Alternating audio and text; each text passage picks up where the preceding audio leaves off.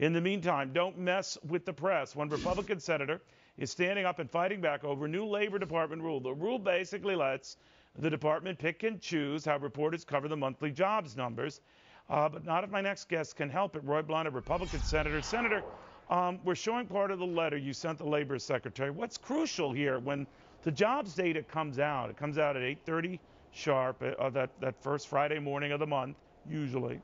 It's probably the most coveted and most valued and the most prized of all the economic data we get from the government. But there's a form to how the government lets that data come out and who releases it. You think there's something odd going on here?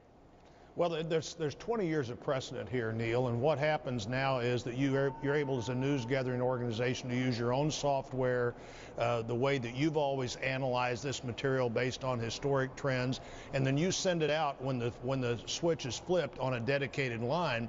What the government's really saying, no, we want you to use our program, we want you to use our computer, we want to send this out through one system, which among other things makes it much easier for somebody to momentarily to interrupt and somehow confuse. You know, this is critically important material for how the economy works. It's the jobs numbers, the weekly jobless numbers, the new consumer price index, the new producer price index.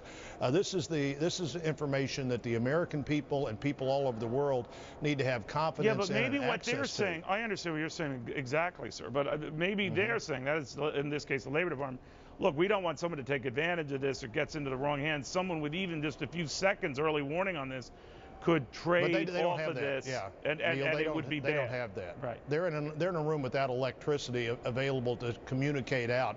They don't have that. So the question is, do you want news agencies to use their own equipment and send it out over a number of different lines all at once, or do you want to go through one place that the government controls? And that's how they do it now, right? Or how does the government do it now, Senator? I mean, the government now, and for 20 years, has let basically everybody has a dedicated line. Right. They're able to come in with their thumb drive or whatever might have their analyzing software on it, and put the information in. 8:30, that information is right. released.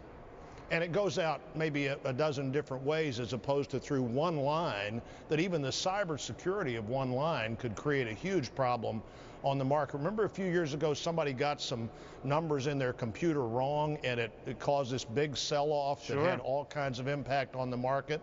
What if somebody could get into that one line as opposed to the dozens of different communication lines that now all go out at the same time, but they all go out on dedicated lines? I just don't know why the government wants to do this. Gotcha. I've asked the Secretary of Labor for their reason to do this, and I've been frankly surprised by the response from both the users of the information and the people in the press who distribute the information, all of whom think the current system is better than the new system. All right, we'll watch it closely, Senator. Thank you.